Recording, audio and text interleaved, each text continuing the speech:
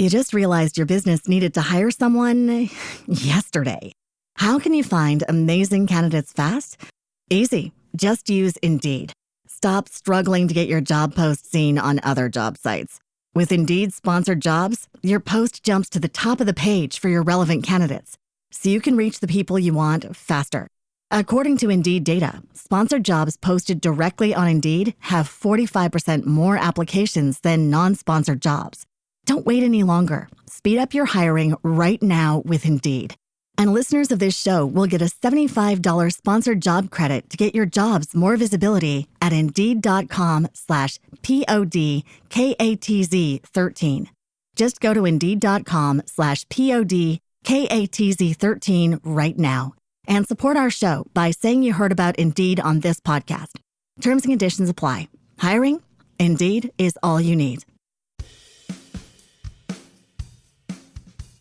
Welcome to Who Runs This Park, a podcast where you are invited into the hearts and stories of those who have committed their careers to the protection and preservation of our great national parks.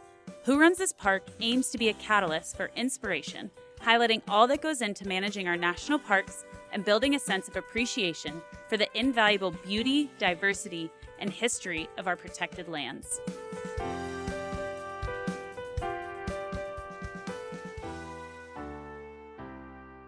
Today we have Sarah Hopson, the Superintendent of Biscayne National Park.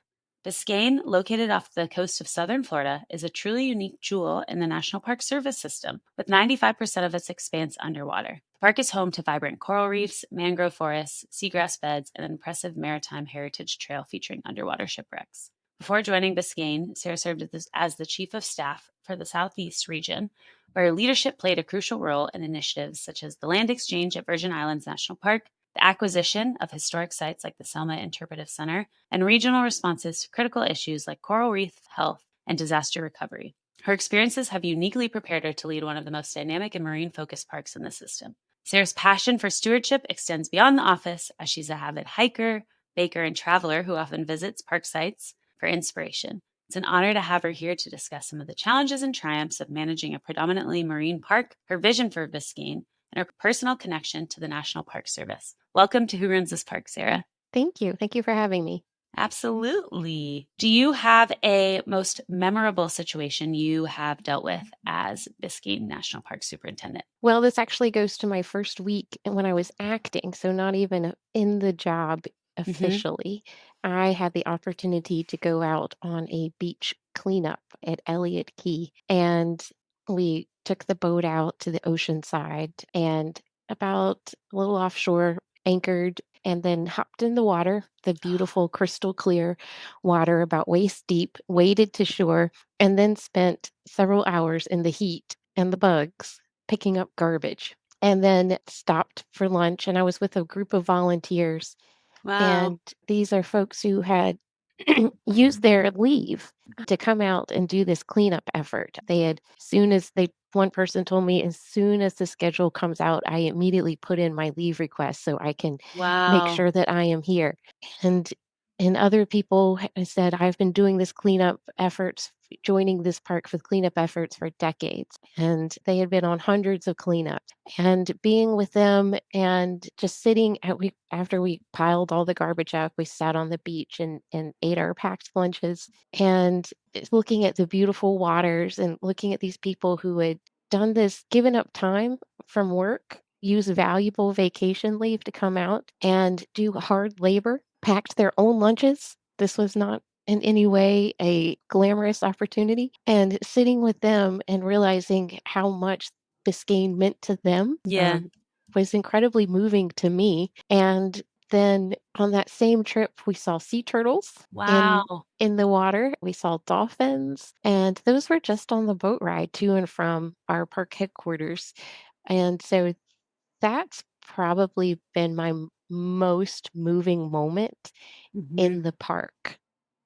That's amazing. And I love to hear the way people volunteer at these places. And I think that type of story is similar across a lot of national parks, where people have been coming time and time again and taking time off to literally volunteer and clean up or protect or build a trail or whatever it may be. So I love that. And I'm like, oh, I want to go figure out how to do that and sign up and make my way to. We have sign-up sheets online. I know, I might For have to check that out. Biscayne beach cleanups. We have universities who come down and do alternative spring breaks and students will spend their spring breaks down here doing cleanup efforts, Wow, as well as our local cleanup efforts. So we have we have all sorts of volunteers here at Biscayne, that's and amazing. just like other parks, we rely on them and we need them. We have a passionate, committed staff, but the park is much bigger than our staff. And so we benefit from people who love Biscayne, those who come as visitors from far away, and those who are locals. And that's one of the great things about Biscayne is that Hmm. our visitorship is a mix of locals who just wanna be out on the water, enjoy Yeah, coming from Miami and South Florida, and they just wanna be out on the water on a beautiful day. And then we also have folks who travel specifically down here because they want to come to Biscayne National Park. yeah. So it's a great mix of locals and out-of-towners here at Biscayne. That's amazing. Obviously, we're talking to you because you're the Biscayne National Park Superintendent, but you had some great experience in the Park Service before that, which we mentioned in the intro. And I'd like to really take a step back and understand what led you to initially work for the Park Service. Well, I will say that working for the Park Service has been a surprise of my life. It's not something that I ever thought of when I was growing up. And if you had asked me, even in college, I would have said that the National Park Service is for those super fit, hardcore outdoor wilderness types.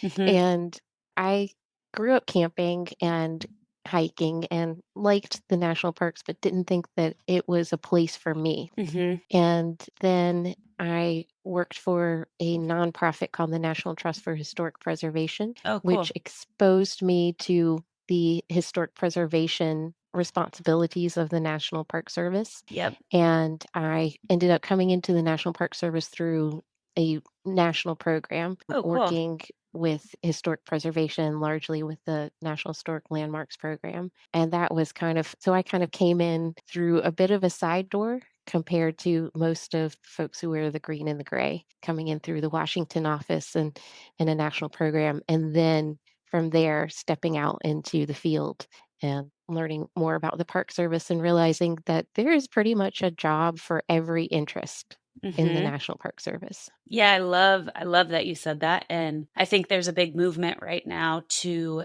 increase the approachability of the Park Service, whether that's from a job perspective or just even a visitor perspective. And I think a lot of people will resonate with what you said of that you didn't feel like it was for you. Like, oh, that's cool, but like it's not my thing, or I don't have the right skill set, and that can, like I mentioned, apply to working there or just visiting. And I hope with this podcast, I hope with just all the other things that are being worked on with the Park Service, that people kind of learn that there's a park for you, there could be a job for you. So I'm really grateful for you sharing that part of your story. There are some very interesting jobs in the Park Service, and I always tell people, like, the parks are bigger than the big national parks that you think of out west. I call Utah home, so I'm very familiar with those big parks out west, and I know I'm now at a national park, a Big P national park, but I always tell people, get the NPS app, turn on location services, and see what is near you. You will be Yeah. surprised.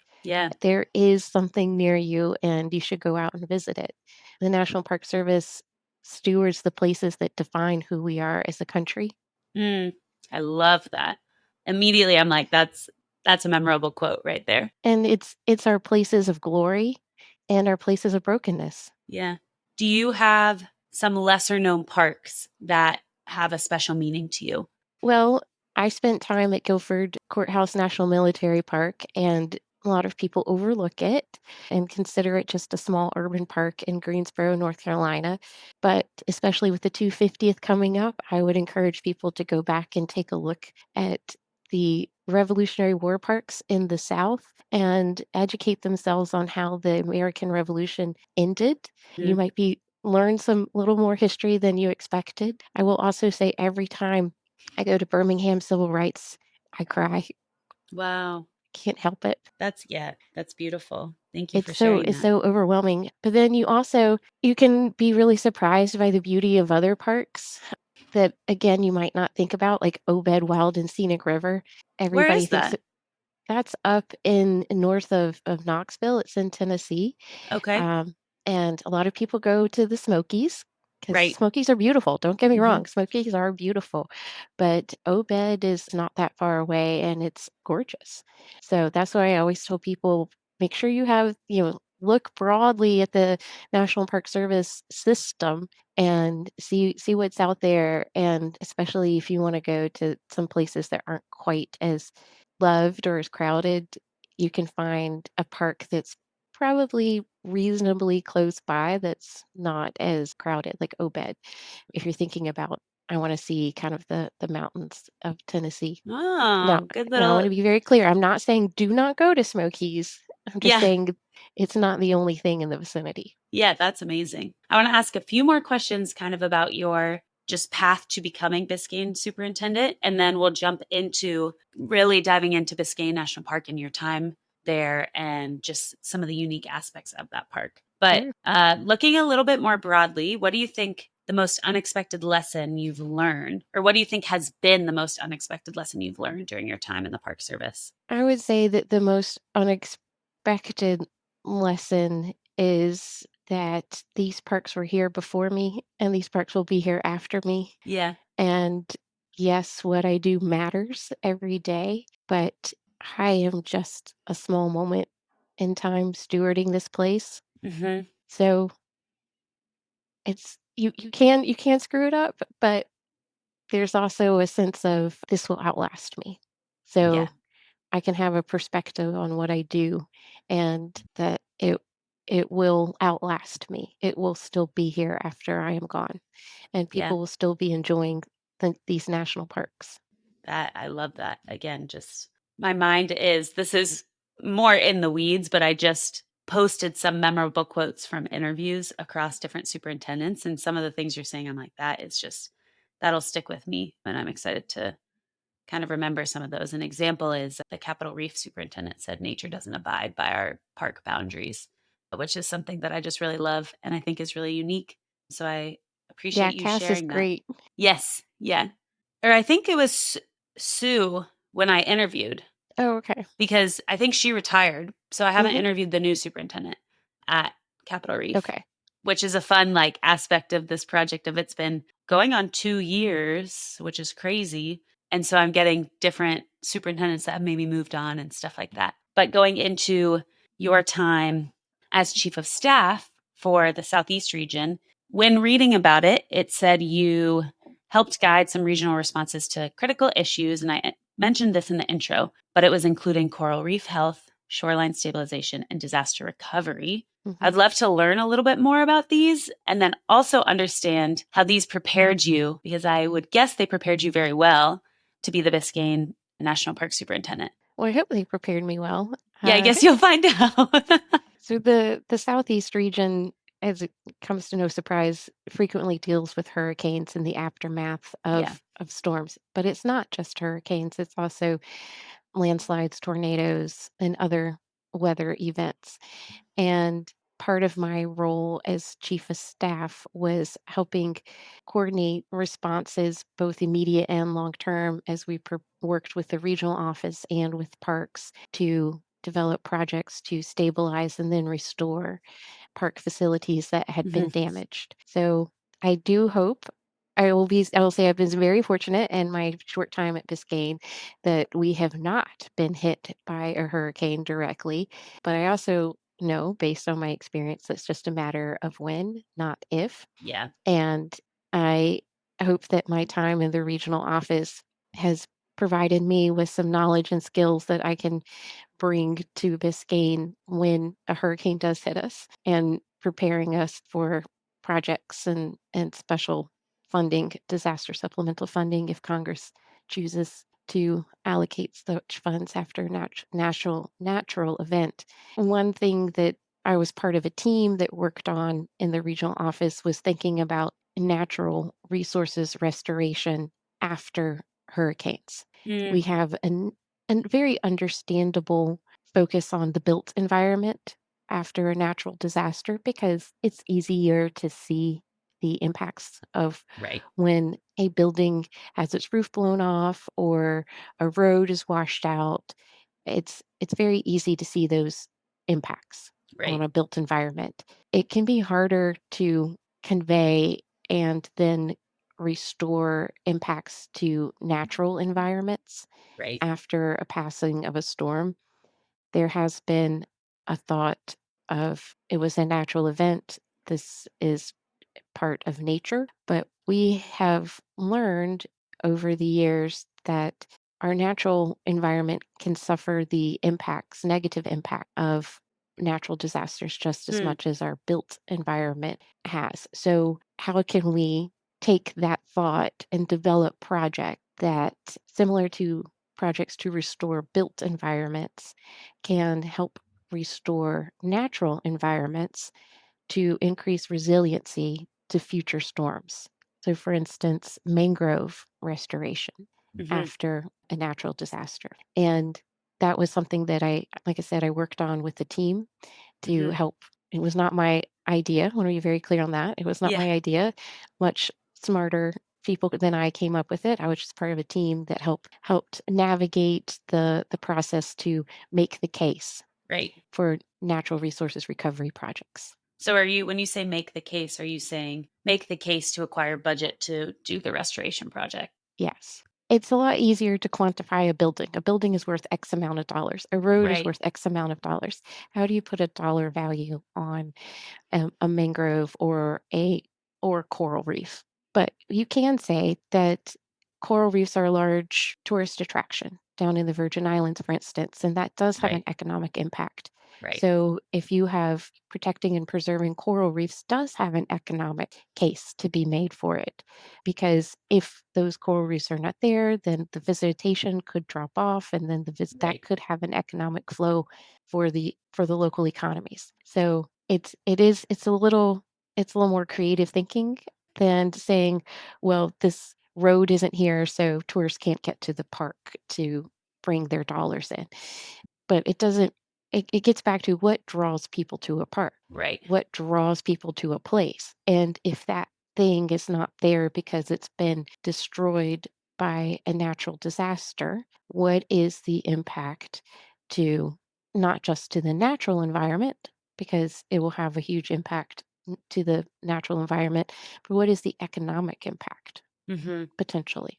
That's really And interesting. so we can also have the science and the data that will tell us that coral reefs provide huge benefits when it comes the to biology and providing homes for fish and how much environment they just create Right. and how they also assist with wave attenuation to Oh, protect islands. And so we have all this information about why coral reefs are important, and we can also have the same information for mangroves, so how they break up waves so they don't come in quite so strongly. And this is right. all science, it's all data, but sometimes when you're talking to budget people, it can be harder for them to say, well, why should I for them to understand, or they want to say, well, kind of, what's the return on my investment for Right. this project? Right. And if you're like, well, if we put mangroves in, then it can protect this building that we just spent millions of dollars, or this road that we just spent Hmm. millions of dollars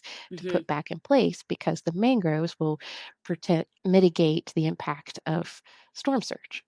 Yeah. So Interesting. I didn't know that mangroves did is that. Anyways. mangroves are shoreline protection and for a large portion of the island. So because they filter things out. So that's that was part of a project that I worked on in the regional office. That's amazing. And for folks who are not aware, and I was thinking this was what mangroves were, but I wanted to confirm they're trees and shrubs that grow in tropical and subtropical coastal areas, and they can actually survive in salt water. And I would recommend people look up pictures of them because it's very cool to see these trees with like roots going through the water into the ground, into the And sand, then essentially. and I'll say, and part of my role in the team was, if you can make it make sense to me, a non-biologist, more of a numbers kind of person, then it can make sense to somebody else. Yeah. Yeah, that's awesome. Jumping into Biscayne National Park a little bit, I had it looked up earlier, but you have been, I guess, how are you feeling regarding being onboarded or onboarding to superintendent at Biscayne? You've had a good amount of time thus far. So I officially onboarded in July, but then because of moving, I got here in September. Okay. It's been so, but I was here as acting before I came on permanently. So I have been here for a minute and I'm still settling in. On the one hand, I feel a lot more comfortable now than I did a few months ago, but I'm still learning and really digging into all of the things that this park does, especially Yeah. all the various things that the staff do, because they have a pretty broad scope. They do Yeah, a that's lot. amazing. That's amazing. There's many different directions and many different questions I have, but because we were talking about coral reef health a little bit, I'm really curious about just the different coral reef restoration projects that are currently going on or have been going on at Biscayne National Park. So we have several coral reef restoration efforts ongoing, kind of depending to address a variety of stressors to the coral reefs. So coral reefs are kind of like forests. There's not any one type of coral. You have a variety of species of trees in a forest. You have a variety of species of coral Oh, within a cool. coral reef, and there are different stressors that affect different types of coral. And so, for instance, stony coral tissue loss disease is a rapidly moving disease that attacks stony coral. They're the ones that look kind of like brains. They're Hmm. big, Oh, yeah, kind of yeah. big boulders, and they look like brains, and they take a long time to grow. They are slow growers, but stony coral tissue loss disease can wipe out coral within a month. Wow. And so scientists are still studying the disease, Right. but it moves so quickly that and the scientific community had to develop a treatment as quickly as possible. And the most effective treatment that's been found to date is a manual application of like amoxicillin, basically. Really? And so put an antibiotic paste on the No coral. way. So how do they Which identify if the coral is being, I guess, attacked by this disease? So we try to in Biscayne we largely have patch reefs. So we have a little reef here and we have a little reef over here, Uh-huh. and we try to monitor them, but we will as soon as we see what looks like stony coral tissue loss disease, we will try to treat it as quickly as possible. The natural resources staff here are all certified divers, and so they will go down and apply the paste and monitor and hope that they can catch it in time. So that is one treatment that we are doing for Right. coral. We also do marine debris removal from coral. So stuff gets caught on reefs. Sometimes people drop anchors on reefs and then they can't get it out, and so they Cut the pull their boat anchor. and it'll leave the anchor behind, or traps will end up on reefs. And so we do marine debris removal from reefs to try to create as healthy as environment as possible for the Yeah. reefs. We also work with our partners for coral nurseries, where we will take samples and try to work with our partners to have coral develop in outside of the park to hopefully try to find some ways to have resilient coral. So we have as I said, there are a variety of coral, and we have a variety of methods that we are undertaking to try to keep them as healthy as possible.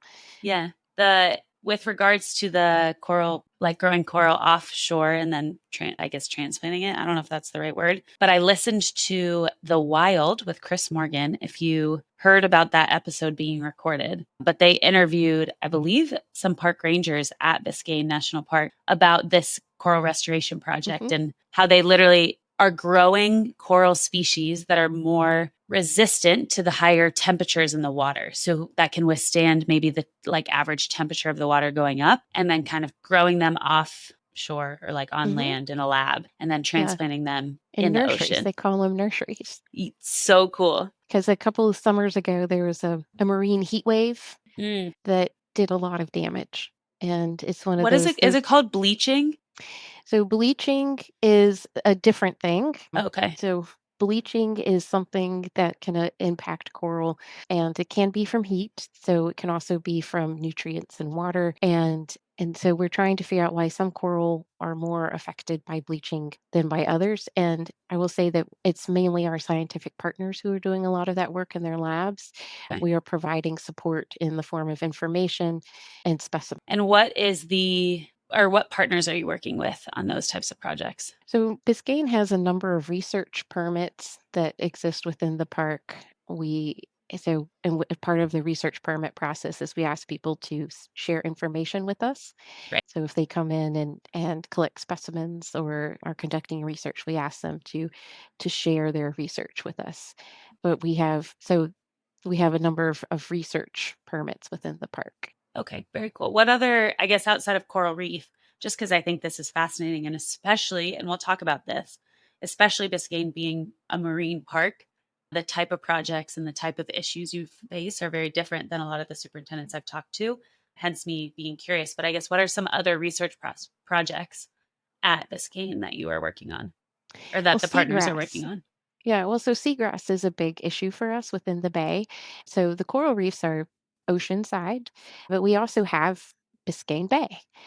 Okay, And so seagrass is a big concern for us within the bay, wanting to protect it and doing mitigation and restoration when the seagrass is damaged, which can happen, unfortunately, by boats, not realizing the bay sometimes can be a little, not realizing the depth of the bay.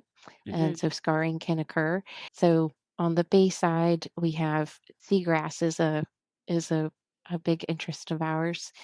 We also have the Shoes butterfly out on the islands, wow, and we have Sergeant Palm, which is endangered, and we also have sea turtles, which are always fun. And so we some of our cleanup efforts focus on the beaches to make sure that they have nesting areas. So we have, and then mangroves are also an interest of us because part of the reason why Biscayne was established was to protect the mangrove shoreline. really? Mhm. So it's shoreline all the way out to the ocean. So mangroves, Wow, seagrass, the birds, insects, and animals and fish that are all in between. We do have the keys, some of the keys, the northernmost keys uh huh. within the park. And so then all the way out to the reefs, big stretch of the Florida reef tract is within the park. Very cool. I'm curious about the butterflies. Are you studying their like migration patterns or stuff like So that? that's largely one of our research permits. So a university is studying the shoes butterfly out on Elliott, mainly out on Elliott Key. Okay. And do you know what they're studying particularly?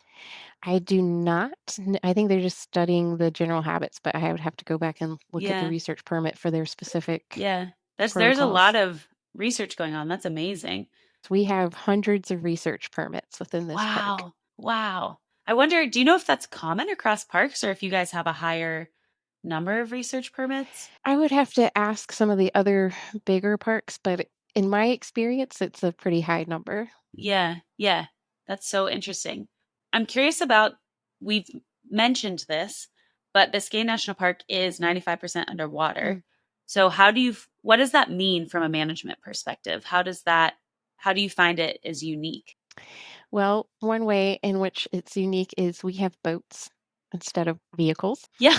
and that boats are the primary mode of transportation for the field Yeah. staff to get out in the field. So and so that is an interesting aspect of working at Biscayne is you have to most employees have to get their MOCC, they're basically their license to drive a boat, and then you have to do 40 hours of supervised training by a trainer before you can Wow. drive a boat. I have not done it, so I cannot drive a boat. Well, 40 hours is a lot. And then I'm also thinking driving a boat in the ocean is different than driving the boat on a lake, I feel. Yeah, so that's another thing is a lot of our boats have multiple engines because they Uh-huh. do go out to the ocean.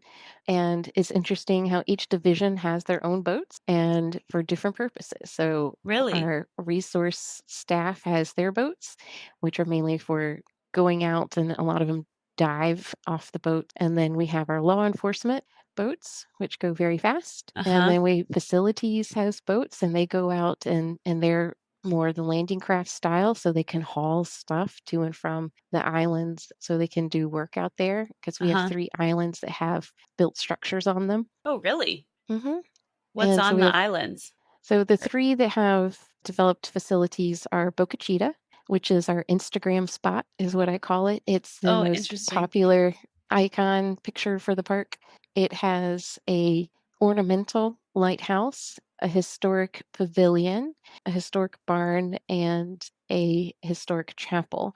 And it was built as a wealthy wealthy person's gathering Mm-hmm. celebration spot. So has a little harbor and has a great view of the Miami skyline. Mm-hmm. So a lot of people like to go out there, hang out in the harbor, have a picnic. They can walk the little trail Yeah. and have a great view of the gorgeous turquoise waters with Miami skyline in the background. Wow. Looking up Uh, the picture of that really quick, I definitely have seen that before. So I yes. understand when you say it's the Yeah. Instagram photo of the park. Yes. And then Elliott Key is the largest island within the park, and that has trails on it. It also has a campsite and a visitor station, which Whoa. is currently Cool. undergoing renovation right now, so it's not open to the public.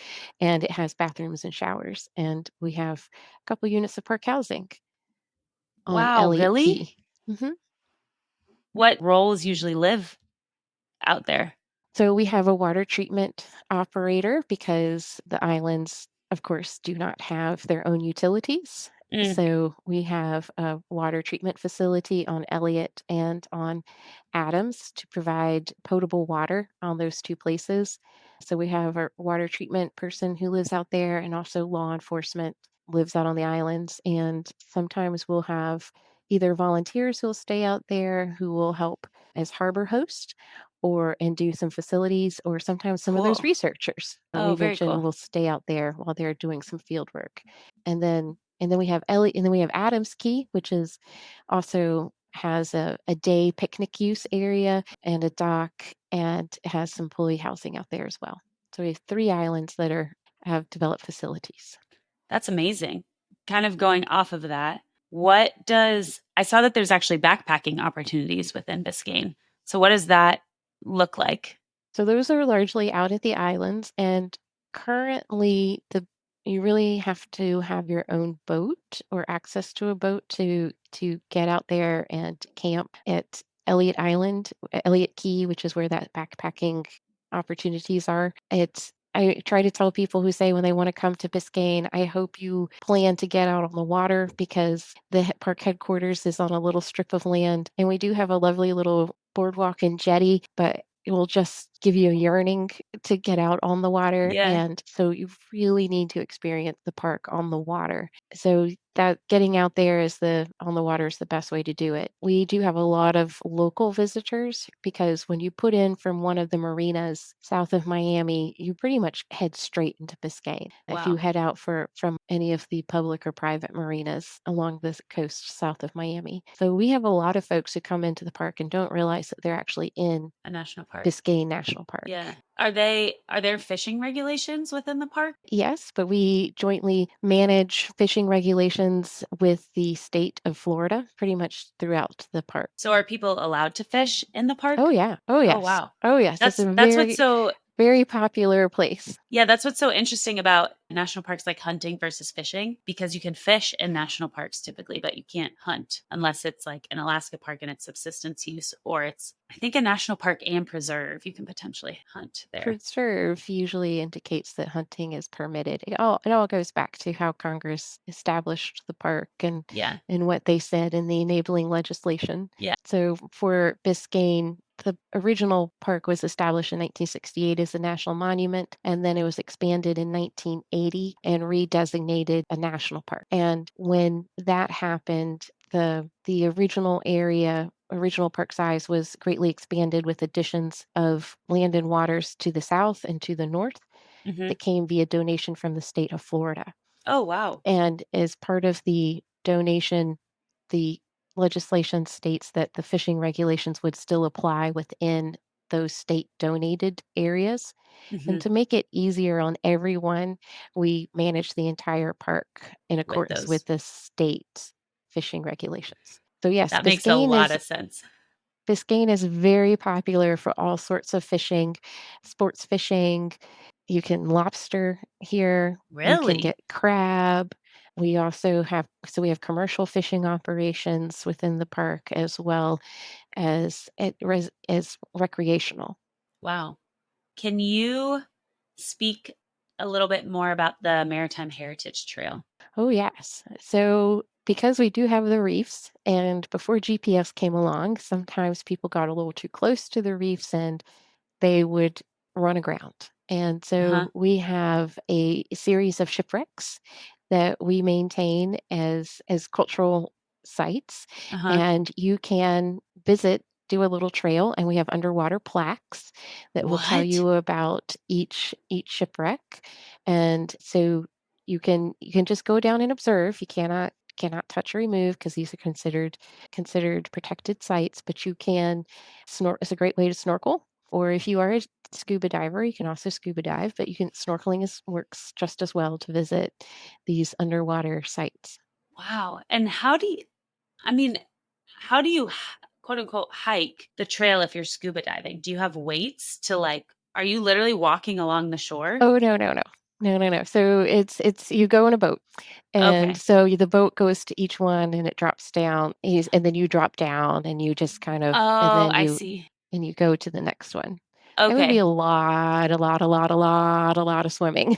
Okay, that makes sense. I was trying to envision how that would work and literally envisioned people in scuba gear walking on the ground. It would be a little yes, It that would be would a be a feat little if someone was able far. to do that. Right, it would be, and some of them are a little far apart, and, they're boats on the surface, so I'm not saying that it I will just say most visitors go from site to site via Great. boat. Can you shared about the really memorable when you were acting superintendent working with the volunteers. Can you share about your experience on the water in Biscayne National Park? And then I'm curious, I have a kind of a follow-up of if someone had one day to visit the park, Mm. what you would recommend they do. So being on the water, there's just it really depends on which part of the park you go to because you can, and this will go to one of my favorite things to do. My recommendation is it's just going to be so hard because you can do a paddle, like do a kayak or do a paddle, and these really shallow, crystal clear waters, like at Jones Lagoon, and it's so beautiful. You're like, I didn't know this color actually existed. You see pictures and you're like, is this color water real? And you can see straight down and you're like, this is amazing. But then on the other hand, I'm thinking, well, you should also go out oceanside and go snorkeling and see the reefs because that's also amazing. And I'm like, well, people need to do that too. So I would say it depends on your comfort level in the Uh-huh. water. So I know some people do not like they have a fear of I can't touch the bottom. And Right. so they don't want to so for folks who are afraid of kind of open water and being where they can't touch, I would say stick bayside and do a paddle trip and go to Jones Lagoon. And then but even if that's too far, just do a little paddle around the mangroves, around the shoreline. So Uh-huh. if you just have a little bit of time, at least paddle along the shoreline mangroves. If you, like I said, don't like to go to water that's above your head, do a paddle and go out to Jones Lagoon. If you are like total water baby and love being in the water and you're adventurous, and I would say go out oceanside and snorkel and do either the Maritime Heritage Trail and definitely see some of the coral. And the coral, I think beautiful. I also have staff who told me that it doesn't look nearly as fabulous as it did 5, 10, 15, 20 years ago. Yeah. So I would say get out and see it. Yeah. And so you have that memory of it and you know what a coral reef looks like because and you see all the fish and all the different types of coral Yeah. and the other organisms that just grow in these amazing underwater landscapes. So I think it kind of there's a water adventure for everyone at Biscayne, regardless of your comfort level. And can you snorkel and see the coral reefs? You don't Yes. necessarily have to scuba dive? Yes, I am not a certified diver, and so I have been out and snorkeling and Yeah, seen the reefs. that's amazing. What I'm hearing is that you have to spend more than one day in Biscayne. I That's would my, say at least a day, and it needs to be at least a day, and you've got to plan excursions on the water. yeah. Okay. I'll make sure I do that. Don't have to twist my arm too much on that. And I would also say, because a lot of people think of vacation time, the time to come to South Florida is between Thanksgiving and Easter. That's when the weather is gorgeous and it's highs in the 80s or low 80s. Now, I will say for some of the locals, the water's a little chilly, Ah, but if you don't have South Floridian blood, you'll think the water feels just fine. yeah. If you're coming up from Minnesota, you'll be decently surprised or pleasantly surprised. Pleasantly surprised. But yes, although you can come any time of the year, this park is open 365 days a year. We do not close, so we welcome visitors anytime. That's amazing. Do you have any new initiatives or projects on the horizon that you're particularly excited about?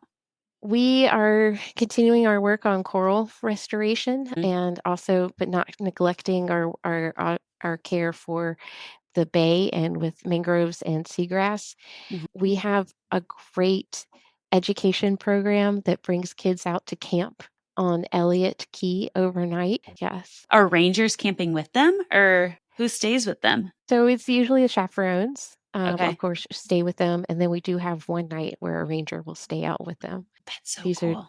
typically more high school age for the overnight ones. But we have a lot of opportunities here and it's trying to protect and preserve the resources to make sure these places that people enjoy continue to be here. Wow, that's amazing. So you mentioned kind of with the school kids, how you engage with them. What are other ways the park engages with local communities? And yeah, how do you kind of manage being next to such an urban city like Miami? So I mentioned the overnight camping, but we also have a variety of other educational outreach programs that we do with Right. the local schools to bring kids out here, even if it's for a boat ride out to Boca Chica Yeah. and just to get out there and to see it or to come here and to explore the area. We offer regular fishing clinics to What? children and usually on Saturdays. So to learn about fishing here just from our boardwalk, to learn how to bait a hook and cast a rod, and we also offer paddling clinics. You do Wow. not have to be a child to do. We are. It is aimed towards children, but if an adult wants to come And learn along how with to a paddle. child and learn how to paddle, so we offer those as well.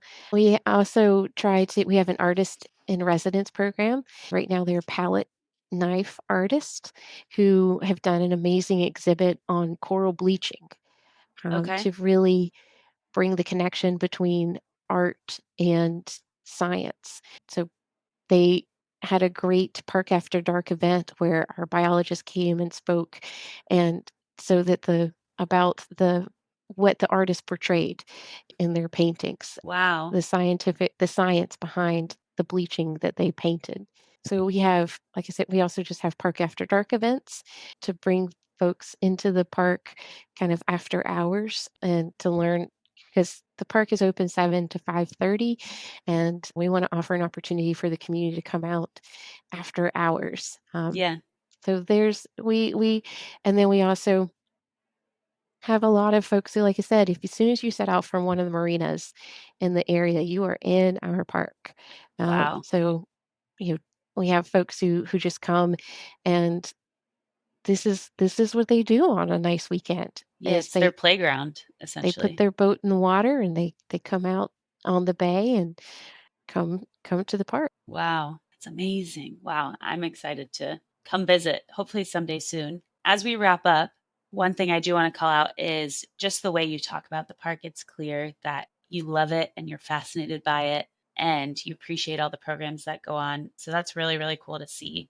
I guess one other question I did want to ask is we've talked about the vulnerability of the coral reefs a little bit, but I think they are relatively vulnerable to climate change, both the coral reefs and the coastal ecosystem. What do you think Biscayne will look like 50 years from now? That is very difficult to answer. We do have modeling that tells us about sea level rise and the potential impacts that it could have here on the park, which gives us, some indication of that. Yeah, I will say that when we talk about operations or visitor services, we are factoring the information we get from modeling into our yeah, decisions. And we're trying to do the best that we can with the information that's available to us to make yeah, decisions that are sustainable long term. But just as I said, this park was here before me and this park will be here after yeah, me. yeah, I firmly believe that. Will it look the same as it does today? No, yeah, it won't, and that is part of nature, yeah. and it is also a reality of climate change and sea level rise that this park will change. Yeah. Yeah. Thank you for sharing that. I'd love to ask as our final question, which is what I ask every superintendent. What is something you wish everyone knew about Biscayne National Park, regardless of if they have or haven't been? And then what's a common misconception or myth about the park that you'd like to debunk? I wish everyone knew that a place this beautiful existed so close to a major metropolitan area Yeah. and that you can feel like you are on an amazing vacation in the Caribbean and still within sight of the Miami skyline. Wow. And I also wish the folks knew that this was a national park because a lot of our visitors are locals. They don't realize that we're here. They just know Mhm. that they go out on the water. Yeah. Or sometimes folks know about Everglades, but they don't know about Biscayne. So I wish more folks knew about us, Yeah. and I wish more folks could really come here and see the beauty that is Biscayne. Yeah. Yeah, that's a great way to wrap it up. And I guess if you're listening to this in the Miami area or you're listening and plan to go to Miami, just know that it's a pretty unique thing to have such a beautiful and pristine park so close to a major metropolitan area. So take advantage of that, people. And I hope I can too someday soon. But with that, thank you so much, Sarah. It's been a joy to hear just your love for the park and for working in the Park Service and your unique journey to becoming to even just working in the park service and then becoming superintendent. Well, thank you. It's been a pleasure chatting with you, and please come down and visit. That I will do. Don't have to twist my arm.